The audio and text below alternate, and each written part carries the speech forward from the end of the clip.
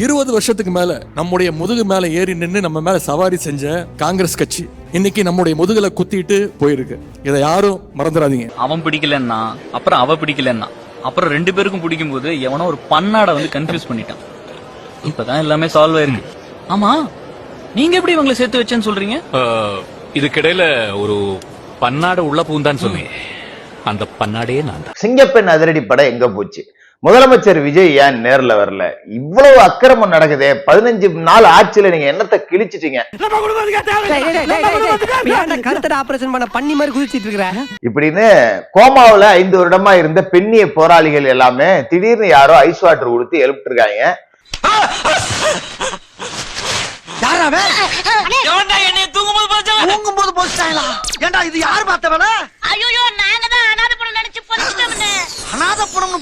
முதலமைச்சர் ஒன்றை பேசுகிறார். அதாவது அப்பொழுது முதலமைச்சராக இருந்த ஸ்டாலின், இந்த ஆட்சி வந்து 18 மாதங்கள் தான் ஆகிறது, இது 18 மாத குழந்தை. உனக்கு வேற கல்ல சாமா வாங்கிட்டேன் என்னப்பா? சரிப்பா. ஆபத்து வந்தவன அப்படியே கஸ்டமரா மாறி கிளம்பிட்டாங்க. யோ, வா ஆட்சிக்கே ஆயுசு 60 மாதம் தாயா, 5 ஆண்டுகள் தான். அப்ப அது 18 மாத குழந்தையம். அதாவது நீ பப்பா இல்லப்பா, வாயில விரல வச்சா கூட உனக்கு கடிக்க தெரியாது. நல்லா கடிப்பேனே, நல்லியரும்பு மாதிரி கடிப்பேன் நானு. அப்படியா? இந்த கடி. நம்ம எப்பவுமே சொல்லுவோம் தெரியுமா, கருணாநிதித்தனம் கருணாநிதித்தனம்னு. இதான் கருணாநிதித்தனம். இந்த ஆட்சி வந்து 18 மாதங்கள் தான் ஆகிறது, 18 மாத குழந்தை தான் இது. அதனால் நீங்கள் இவ்வளவு விமர்சனங்களை வைக்காதீர்கள் என்று பொருள்பட முதலமைச்சர் சட்டமன்றத்தில் சொல்கிறார். உனக்கெல்லாம் மானம் சூடு சோரணை ஈனம் எதுவுமே கிடையாதா? சோறு தானே திங்கிற?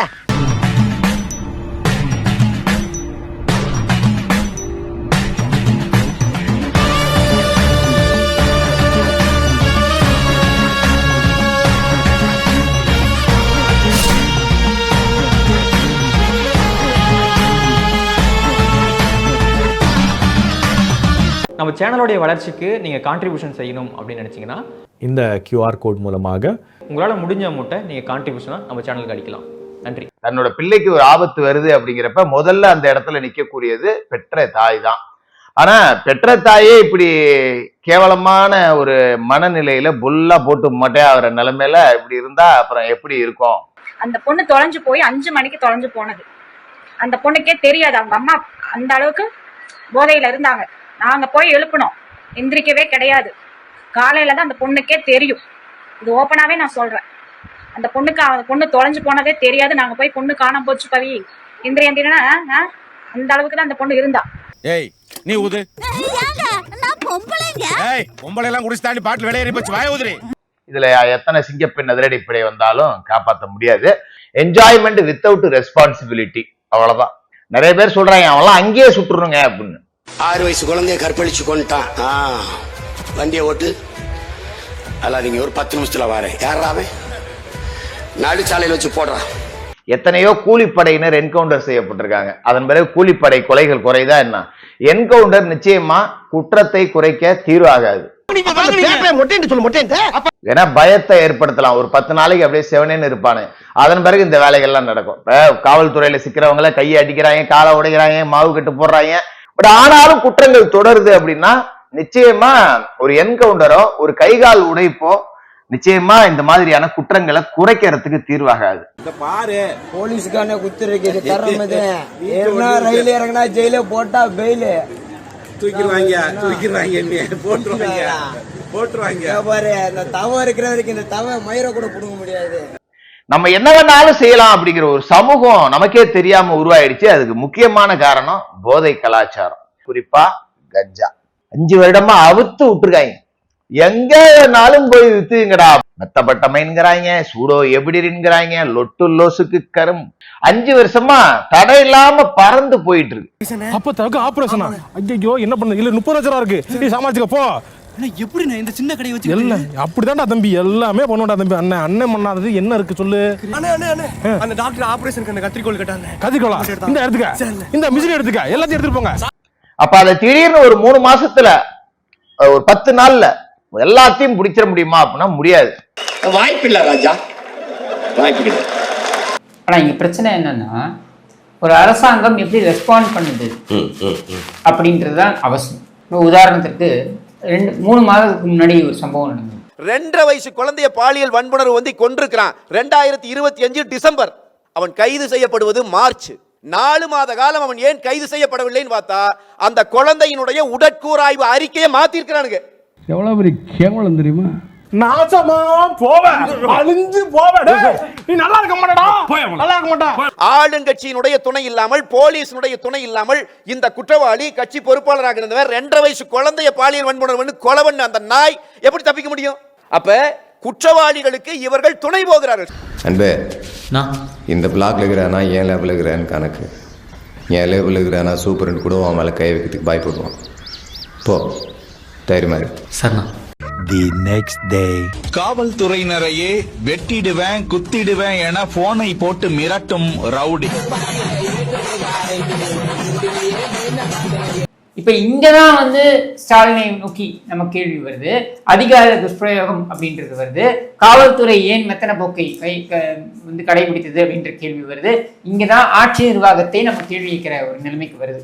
ஒப்பனா சொல்லுவா, நீ ஒருத்தே கிடையாதுடா, அதெல்லாம் அவருக்கே தெரியும். ஒருத்தர் வேஸ்ட். தப்பு செய்யறவங்க யாரா இருந்தாலும் பாரபட்சம் இல்லாம நடவடிக்கை எடுப்பேன். என் மாவன் அதுக்கெல்லாம் சரிப்பட்டு வர மாட்டான். சரியா? அப்ப நீங்க டிஃபரன்ஸை புரிஞ்சுக்கணும். இந்த ஆட்சி வந்து எவ்வளவு நாள் ஆச்சு? 12 நாட்கள் ஆயிருக்கு. 12 நாட்கள்ல நீ வந்து தண்ணியில கோலம் போடு ஆடி ஏத்து ஆகாயத்தில் கோட்டை கட்டு. அப்படியே சட்டம் ஒழுங்கு இப்படி ஆயிடுச்சு, அப்படி ஆயிடுச்சு. காவல்துறை நிர்வாகம் மோசமா இருக்கு, நிர்வாகத்தை செயல்பட விடாம வச்சிருக்க நீ, அதையெல்லாம் 12 நாட்கள்ல மாத்திர முடியுமா? இல்லங்கிற நீ எதுக்கு அதெல்லாம் கனவுல எதுக்கு பதிலளிக்க சொல்லணுங்கிற வாய்ப்பே இல்லை, வாய்ப்பே இல்லை. அதாவது தப்பை எடுத்து சொல்லலன்னு வைக்கல, இந்த அரசுக்கு நம்ம செய்யக்கூடிய மிகப்பெரிய பாதகம் அதுதான். கடந்த அரசு ஆட்சி காலத்துல அதான் நடந்தது. தேனாரம் பாலாரம் ஓடுது, இல்ல ஆட்சியில பிரச்சனையே இல்லை இப்படின்னு சொல்லி ஒரு கும்பல் ஏத்தி விட்டு தான் இந்த ஆட்சி.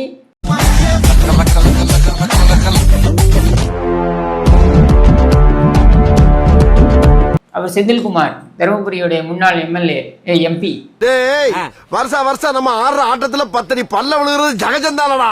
ஸ்னேக் பாபு குத்துனா என்ன சாதாரணமா? என்னது ஸ்னேக் பாபு குத்தா?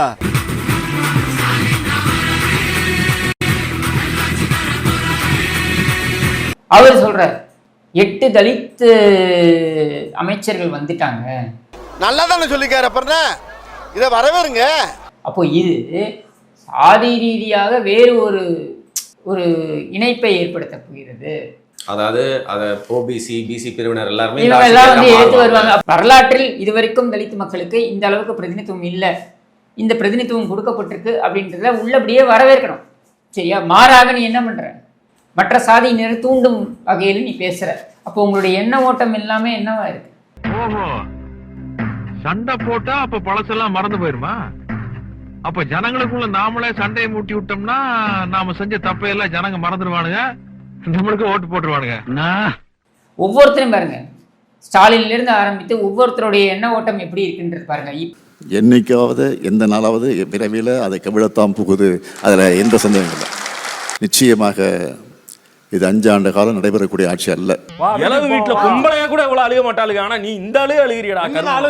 இந்த ஆளே அழுகிற நீ. ஸ்டார்ட் பண்ணு.